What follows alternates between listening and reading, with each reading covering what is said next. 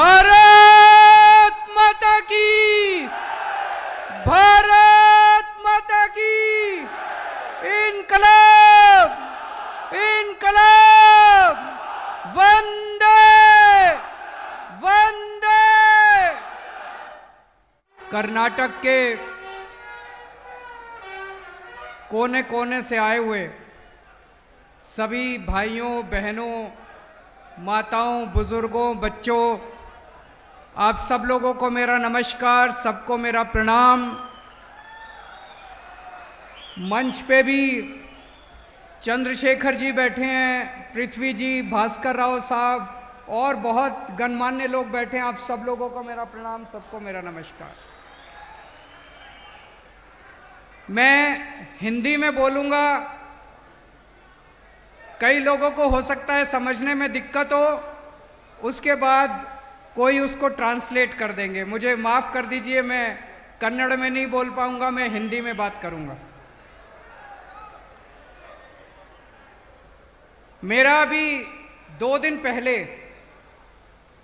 दांत का एक ऑपरेशन हुआ था।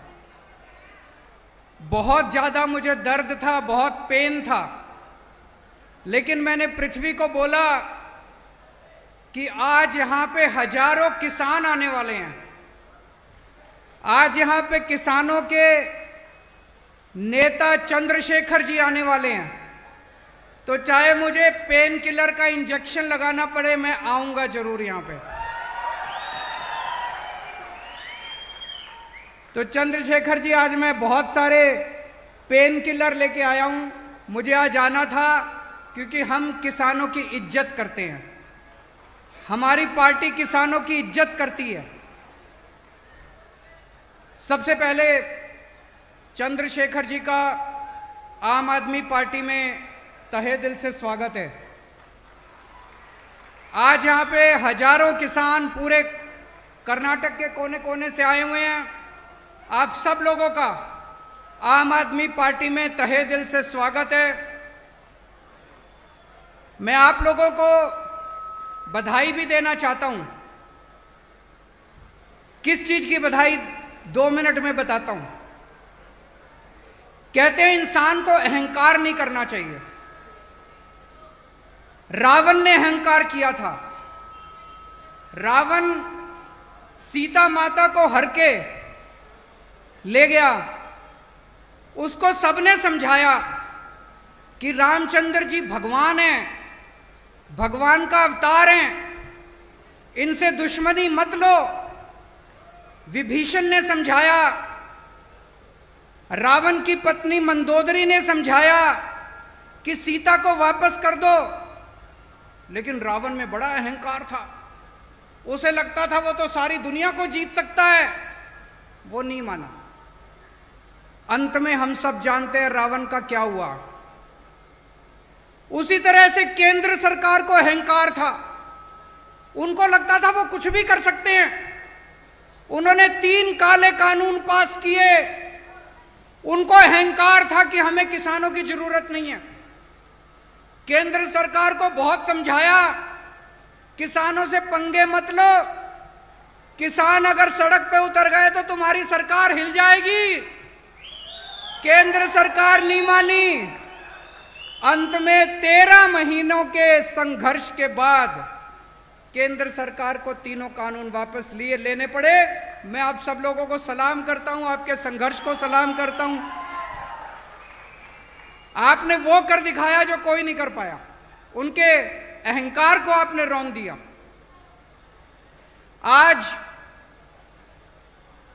किसानों को राजनीति में आने का निर्णय क्यों लेना पड़ा? 75 साल हो गए आजादी को। 75 साल के बाद भी आज किसानों का इतना बुरा हाल है। देश के कोने कोने में किसान आत्महत्या कर रहे हैं। किसान, छोटा किसान खासकर, इतनी गरीबी की हालत में जीता है। किसान का बेटा किसान नहीं बनना चाहता। वो चाहता है मैं कुछ और बन जाऊं, लेकिन मैं किसान ही नहीं करूंगा। इन्होंने किसानों का बुरा हाल कर दिया। अभी जैसे चंद्रशेखर जी ने बताया देश का 45% लोग किसानी के ऊपर निर्भर हैं। इतनी बड़ी जनसंख्या के अंदर लोग अगर किसानी पे निर्भर हैं, अगर ये सब लोग इकट्ठे हो जाएं तो बड़ी से बड़ी सरकारों को गिरा सकते हैं। चंद्रशेखर जी, हम भी आंदोलन से निकले हुए हैं। हम भी रामलीला मैदान में बैठा करते थे अन्ना हजारे जी के साथ। हमें भी, हम क्या कह रहे थे? हम कह रहे थे भ्रष्टाचार दूर करो, भ्रष्टाचार खत्म करो। उन्होंने हमें चैलेंज किया, बोले केजरीवाल जी भ्रष्टाचार दूर करना है तो चुनाव लड़ो, राजनीति में आओ, खुद चुनाव लड़ लो। हमने कहा जी हम बड़े छोटे लोग हैं, हमसे चुनाव नहीं लड़े जाते, आप लोग भ्रष्टाचार दूर करो। उन्होंने कहा नहीं, आप चुनाव लड़ो और आओ और आप सिस्टम बदलो। मैंने उनको बार बार कहा इस देश के आम आदमी को मत ललकारो। ये जो आम आदमी बैठा है ना, ये आम आदमी बड़ा पावरफुल है। जिस दिन ये आम आदमी खड़ा हो गया, जिस दिन आम किसान खड़ा हो गया इस देश का, ये बड़े बड़े सिंहासन हिल जाएंगे। इन्होंने हमें ललकारा, आम आदमी पार्टी बनी, पहले दिल्ली में सरकार बनी, फिर पंजाब में सरकार बनी और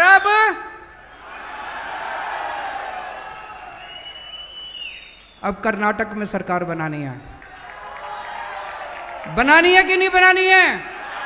दोनों हाथ खड़े करके बताओ कर्नाटक। अभी मैं सुन रहा था, चंद्रशेखर जी बोल रहे थे इसके पहले वाली सरकार 20% की सरकार थी, अभी वाली सरकार 40% की सरकार है, दिल्ली में 0% की सरकार है। और ये मैं नहीं कह रहा, दिल्ली में कट्टर ईमानदार सरकार है, एक पैसे की रिश्वत नहीं लेते, एक पैसे की। इस बात का सर्टिफिकेट मैं हमारे देश के प्रधानमंत्री नरेंद्र मोदी जी से लेके आया हूं कि केजरीवाल सबसे ईमानदार आदमी है। कैसे? प्रधानमंत्री जी ने मेरे ऊपर सीबीआई की रेड कराई।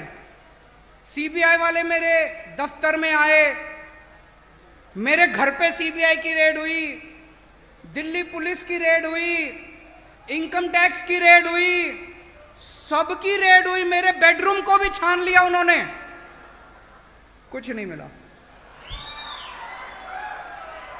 तो हार के प्रधानमंत्री जी को सर्टिफिकेट देना पड़ा कि सबसे देश में सबसे कट्टर ईमानदार एक ही मुख्यमंत्री है, केजरीवाल। उन्होंने मनीष सिसोदिया के ऊपर रेड कराई, मेरे सारे मंत्रियों के ऊपर रेड कराई, मेरे 20 एमएलए के ऊपर रेड कराई, कुछ नहीं मिला उन लोगों को। सबसे कट्टर ईमानदार सरकार है, पहले दिल्ली में बनाई, उसके बाद पंजाब में बनाई, अब कर्नाटक के अंदर भी ईमानदार सरकार बनाई। ये 20% और 40%, ये सारा हिसाब किताब इनका बंद करना पड़ेगा। मैं एक आम आदमी हूं, मुझे पॉलिटिक्स करनी नहीं आती, मैं आप ही की तरह हूं। मेरे भी घर में मेरी वाइफ है, मेरे बच्चे हैं, मेरे माँ बाप मेरे साथ रहते हैं, पर मैं एक आम आदमी का दर्द समझता हूं।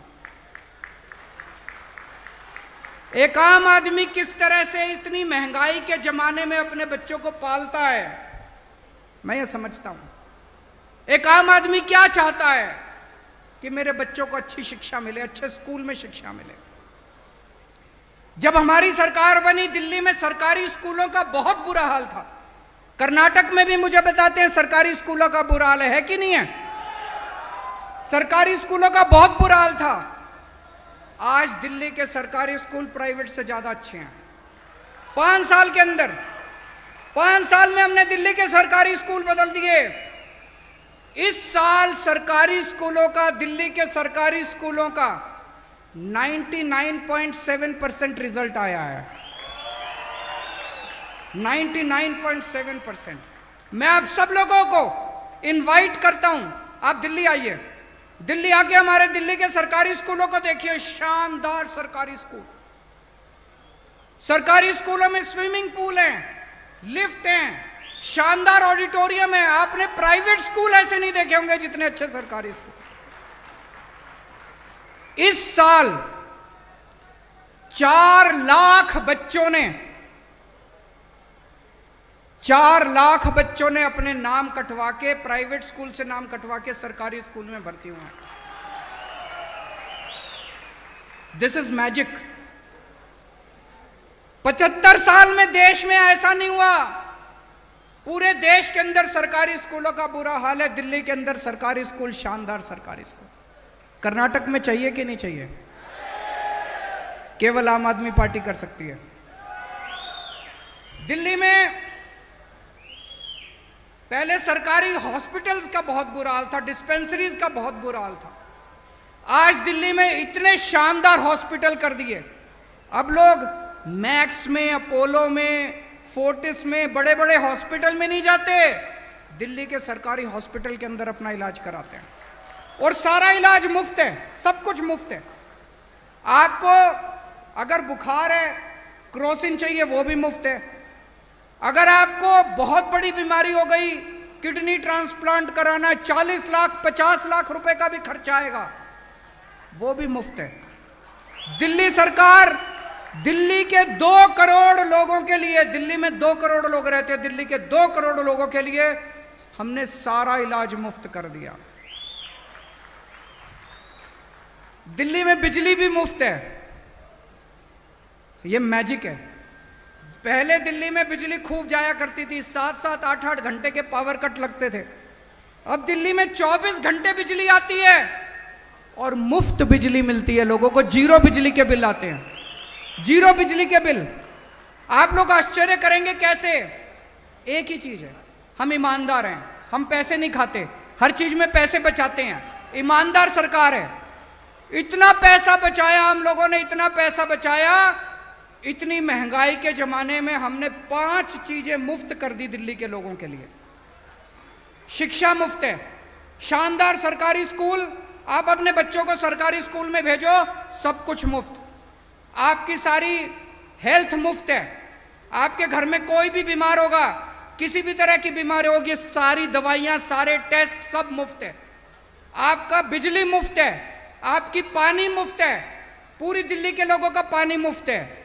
और महिलाओं के लिए बसों में ट्रांसपोर्ट मुफ्त है। केवल एक चीज की वजह से, हम ईमानदार सरकार है, कट्टर ईमानदार सरकार है, इसीलिए वो लोग हमसे डरते हैं। हमें राजनीति करनी नहीं आती, हमें केवल काम करना आता है।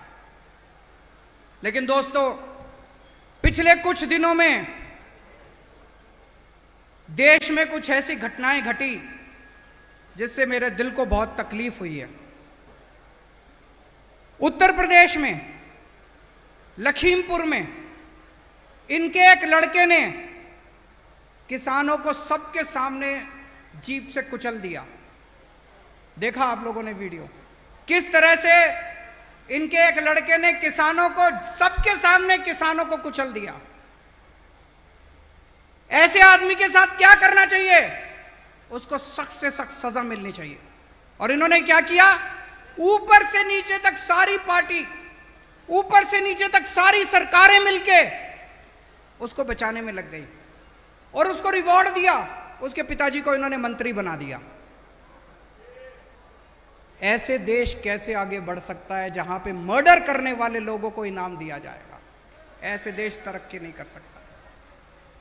अभी इनके लोगों ने अपने अखबारों में पढ़ा होगा, दिल्ली में, मैं दिल्ली का मुख्यमंत्री हूं, मेरे घर के ऊपर कुछ गुंडों ने हमला किया, मेरे घर में घुस गए वो लोग।